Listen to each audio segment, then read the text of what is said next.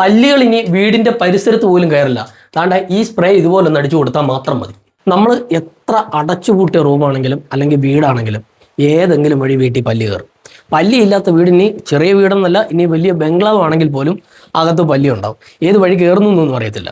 അപ്പം പല്ലി നമുക്കൊരു വലിയ ശല്യം തന്നെയാണ്. ചിലർ ആലോചിക്കും നമുക്ക് ഈ പല്ലി കൊണ്ട് എന്താണ് നമുക്ക് കുഴപ്പമെന്ന്. കുഴപ്പം തന്നെയാണ്. കാര്യം ഇതിൻ്റെ കാഷ്ടം പലയിടത്തും കിടക്കും. അതുപോലെ തന്നെ നമ്മൾ ആഹാരം കഴിക്കുന്നിടത്ത് ആഹാരത്തിനകത്ത് ഇത് കയറാറുണ്ട്, ഈ കാഷ്ടങ്ങൾ വീഴാറുണ്ട്.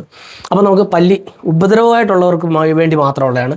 അഥവാ പല്ലിയെ കൊണ്ട് ഉപദ്രവം ഇല്ലാത്തവർ ഇത് വിട്ടേക്കാം. അപ്പോൾ നമുക്ക് പല്ലിയെ വീട്ടിൽ നിന്ന് പൂർണ്ണമായിട്ടും തുരത്താം.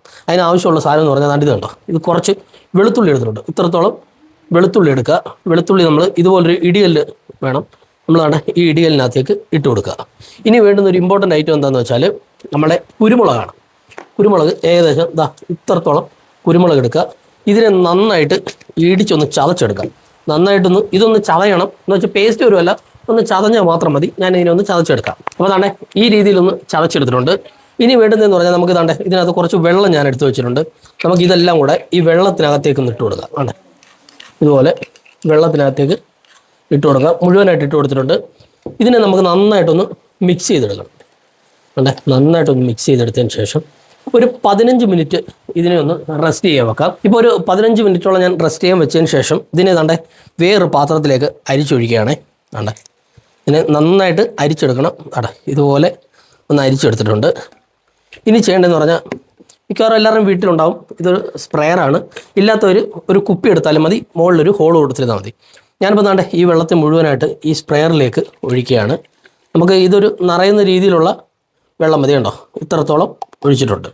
അപ്പോൾ ഇനി യൂസ് എങ്ങനെയാണെന്ന് വെച്ചാൽ നമുക്കറിയാലോ, കൂടുതലും അടുക്കള വശങ്ങളിലായിരിക്കും നമുക്ക് ഈ പല്ലികൾ കൂടുതലുള്ള. കാര്യം ആഹാരം കൂടുതലുള്ള ഭാഗത്തായിരിക്കും ഈ പല്ലികൾ കൂടുതലുണ്ടാവുക. അപ്പോൾ നമ്മൾ എന്താണ് ചെയ്യേണ്ടതെന്ന് വെച്ചാൽ അടുക്കളയുടെ ഈ ഭാഗത്തൊക്കെ ഇവിടെ എല്ലാം പല്ലി വരാറുള്ള സ്ഥലമാണ്. അപ്പോൾ നമ്മൾ ഇവിടോട്ടൊന്ന് നല്ലപോലെ ഒന്ന് സ്പ്രേ ചെയ്ത് കൊടുക്കണ്ടേ. ഇതുപോലെ ഒന്ന് സ്പ്രേ ചെയ്ത് കൊടുത്തിരുന്നാൽ മതി.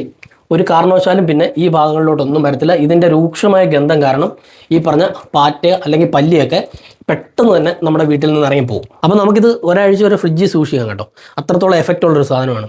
അപ്പോൾ നമ്മൾ രാത്രിയിൽ ലൈറ്റൊക്കെ അണച്ച് കിടക്കാൻ നേരമാണ് ഈ പല്ലികളൊക്കെ ഏറ്റവും കൂടുതൽ നമ്മളെ ഈ പറഞ്ഞ റൂമിലായാലും വീടുകളിൽ നമ്മുടെ അടുക്കളയിലൊക്കെ ഇറങ്ങുന്നത്.